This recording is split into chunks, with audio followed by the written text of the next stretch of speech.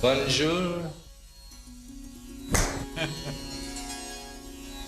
Chants of India, c'est le titre d'un album qui sort ces jours-ci en France, après être sorti aux États-Unis il y a quelques mois. Ravi Shankar, l'auteur, produit par George Harrison. Alors vous êtes donc les deux maîtres d'œuvre de cet album. Est-ce que ce sont des compositions originales de Ravi Shankar, mais qui sont basées sur des chants anciens? Qu'est-ce qu'il y a exactement dans cet album? These are all very old verses from Vedas and the Upanishads, our old scriptures.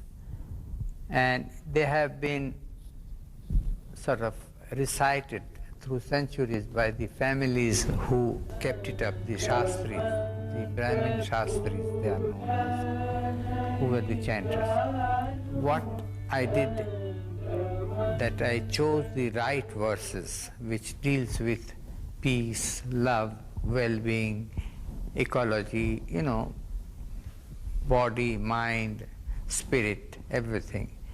And those verses, I tried to keep them in the manner they were recited, with 3 notes. We call them magical notes, like la, la, la, la, one middle and one lower, and this goes on shifting sometime.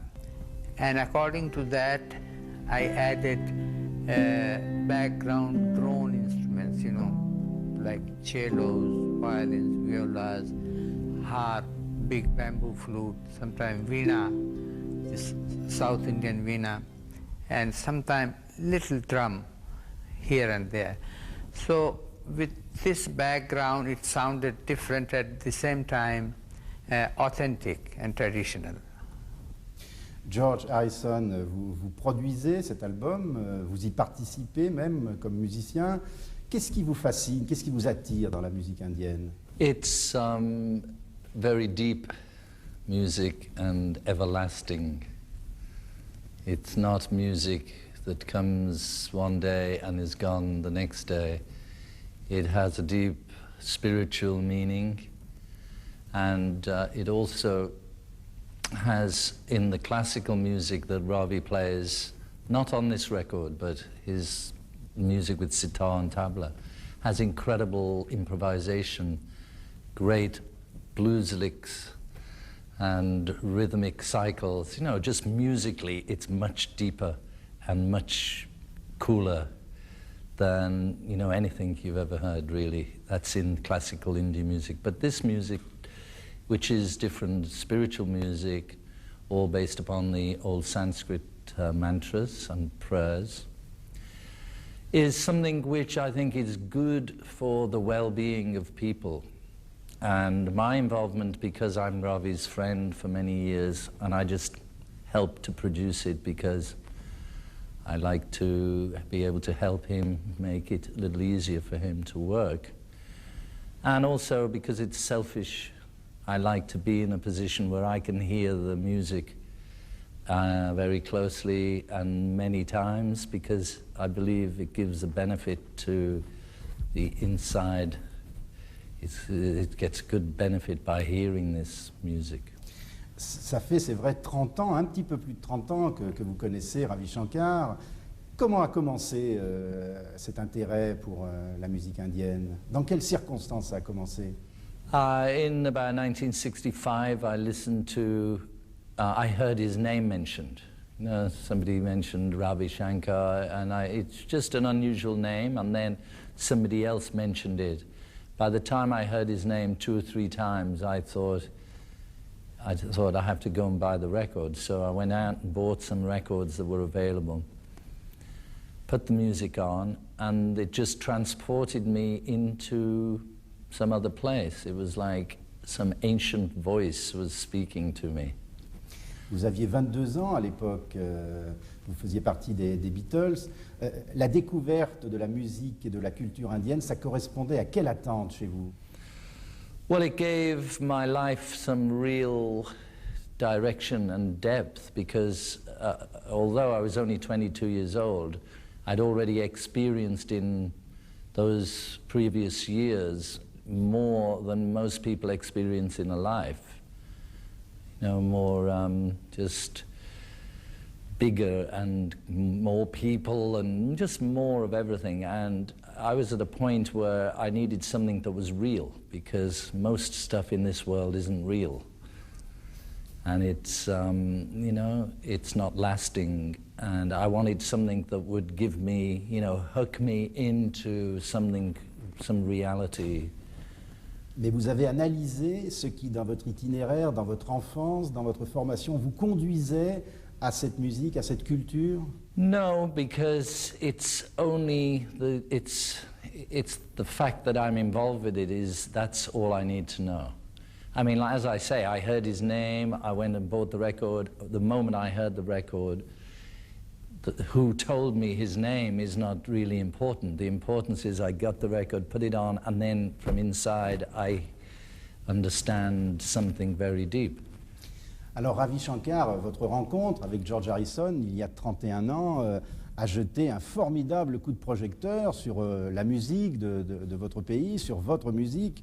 Au fond, est-ce que vous avez l'impression qu'elle était méconnue à l'époque, cette musique, par l'Occident? My music was known already because before 10 years, I came and I was playing all over, in Salle Pleyel and the Champs-Élysées and everywhere. So I was very well known in the classical circle, but this connection with George, immediately it had an effect, like explosion, among the young kids who were his admirers. They immediately found me or discovered me, and also simultaneously I became a superstar in the pop manner. And whereas he really wanted it to be like this, because he wanted the young people to know my music. But of course, the time was different, everything happened together, the hippies, the drugs and all that. So there was a lot of problem, I had to face for a few years, but all that is gone. But it was really very nice. Qu'est-ce que votre musique peut apporter à l'Occident? I think that is something which George gave the hint. It is not the speed or the virtuosity or the playfulness or the happiness which many music has, starting from Paganini's or jazz, or name it. I mean, speed and excitement you find in so many, but it doesn't stay. After some time you shout, you go crazy, but when you go home you might forget it. But our music has this speciality which, because it has been handed down from person to person, it's an oral tradition. It's not a written down music. And it is also improvised all the time. So all this gives a special thing in our music, and the guru passes not just the technique or the fixed things of music, but the whole spiritual aspect, all the meaning of life, philosophy, everything is passed along with the music. And without knowing technically or understanding, this does have an effect on a listener, even if it's absolutely new. And I felt it from the very beginning. Well, yes, it is. That's what it is in, I think, classical Indian music. They have an expression which is Nada Brahma, which means... Nada Brahma, which means sound is God. And through sound, or that is through good music, there can be also music which can be devil. And I don't want to name which music, but music can excite you and make you and go mad, people go crazy. That is also music, but it doesn't lead you spiritually towards God. But music has this power, where it is through the Gregorian chants or beautiful Baroque music or Indian music or even folk songs, beautifully sung, people with beautiful voice. George Harrison, dans quelle mesure cette musique, cette culture indienne ont été pour vous une source d'enrichissement, d'épanouissement, de bien-être? Well, it's given me, first of all, just as a music, it's given me something to listen to, because, there's it's part of the nature of this world is that you get very tired of things very quickly. And I can't go listening to Chuck Berry and Little Richard all my life. I mean, I still like it, and I still prefer all those old blues records and things. I prefer that to anything I've heard over the recent years. But if you want something depth and something that's lasting, then this is the music for me. Not just, I mean, there's so many different instruments. And the importance is the sound. The sound is so different. That was the first thing that attracted me to the sitar. With all the sympathetic strings and the way the instrument's structured, it has the ability to be able to bend the notes more than any other stringed instrument that I know of. Guitar players try to, they can bend the strings a little bit. But this thing, this sitar, it can just do the most incredible things. And also by learning, for some years I learned the sitar. So I had to learn all the exercises. What that did for me was to make me, when I listen to the music, it makes me realize just how incredible it is, because now I know the strokes that is happening, it just adds another dimension. So the first thing was that musically it gave me this great interest, because it is, to me, it sounds, a lot of the music, it rocks, it has all the rhythmical things, but it can rock in all kinds of strange ways, like in 7.5 beats and 6 beats and 5 beats, and all these different rhythm cycles, which just, it's like a science. It's a mathematical science, the rhythm cycles, but they learn it, so it just flows from them naturally. They don't have to keep, 1, 2, 3, 1, 2, 3, They can just play this music just from a natural feel. But then the music really was the key that opened the door into the yoga and the yogic philosophy and the Vedic scriptures, which is really the foundation of everything.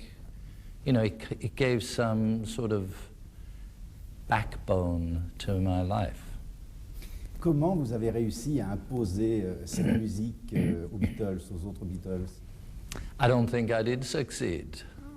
They've accepted it, like John Lennon, John and Ringo came and listened. The first time Ravi came to my house to give me sitar lesson, then afterwards he played a little bit and John and Ringo listened. Ringo saw the tablas playing and it freaked him out. He just didn't want to go near them because they were just so far out that he couldn't handle it. And John kind of was a bit cynical for a long time, but some years just before he died, I went to his house in New York. He had hundreds of Indian music, So later he got more into it. Paul, I don't know, who knows? Paul is, he knows that there's some meaning to it, because it's been 30 years that I've been doing it, but, in his own time, he's just listened to this record and likes it very much. Au fond, est-ce que cette rencontre, elle n'était pas inattendue entre deux mondes, le monde de l'Orient et le monde, le showbiz de l'Occident, le monde au fond de l'être et le monde de l'avoir?